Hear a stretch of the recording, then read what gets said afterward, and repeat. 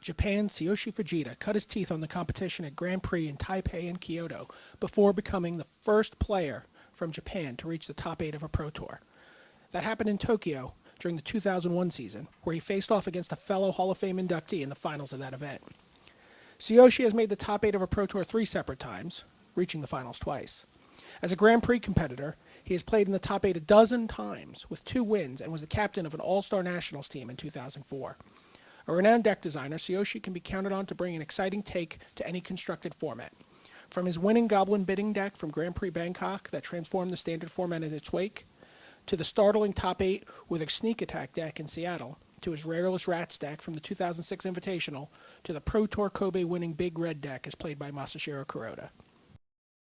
Tsuyoshi Fujita is a trailblazer, maybe the most important trailblazer for Japanese men. He's the one that really broke down the wall for everyone else. He was the first Japanese player to make top 8 at a Pro Tour, and he went all the way to the finals. And that's something he's had 2 repeat top 8 performances since then, so it wasn't just a fluke. He really showed the world and his countrymen that they could do it too. It wasn't just an American game, it wasn't just a European game, it was truly a global game, and that anyone could make it into the top 8 if they worked hard and prepared, which he certainly did. For people who know him, you know what a clown Tsuyoshi is, and he's a genuinely nice guy.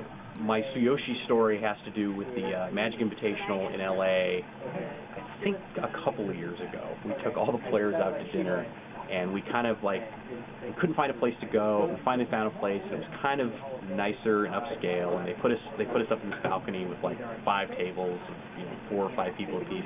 And I just remember I was sitting with Olivier eating, and Tsuyoshi would come over and just start eating off of Olivier's plate during the meal.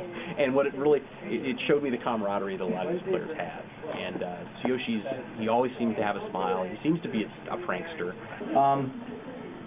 Kind of it's weird to say because he's still playing, but the grandfather of Japanese Magic. A lot of the guys that are playing today, I would bet, would tell you that they look up to him as kind of a role model early on. He's been around so long.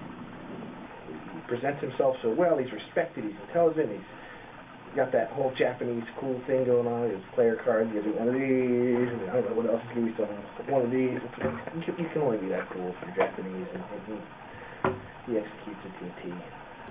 If you watch him play, he has fun. He takes his game seriously, but at the same time, he enjoys it. He's always smiling, he cracks a joke, he is very exaggerated, he has these body movements, he's always got this big grin on his face.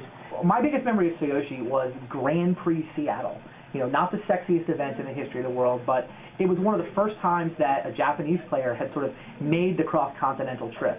And I think Masashiro Kuroda had showed up at Boston, a couple months previously, so it wasn't the first time ever, but Tsuyoshi walks into that room, and he's just got this deck of craziness, and it's, you look back at it, it's not even clear the deck was good, but the deck, he was winning with it, and everybody's like, oh my god, Tsuyoshi's broken the format, and he shows up with this ridiculous deck, and he just had the power to warp metagames.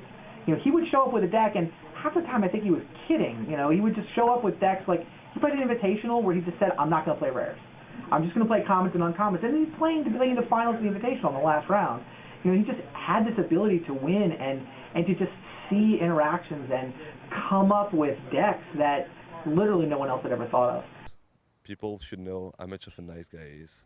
He's really, really, really nice guy, very funny, loves the game. Remember in, which Pro Tour was that, Los Angeles? Yeah, it was Los Angeles. He had to draw to make it into the top 8, and he was the only player in his bracket paired down.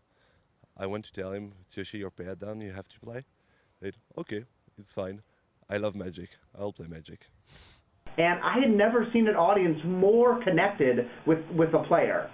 We would play, and you could tell every single member of the audience, all the Japanese players were just all their fate was tied to him, and it was really exciting to watch. We had never had a Japanese in top 8 before, and it really was sort of this, I think, this moment of what now has become this dominance in the Pro Tour. It was the first sort of shining moment of that. Tsuyoshi Fujita is my key person for my Magic life.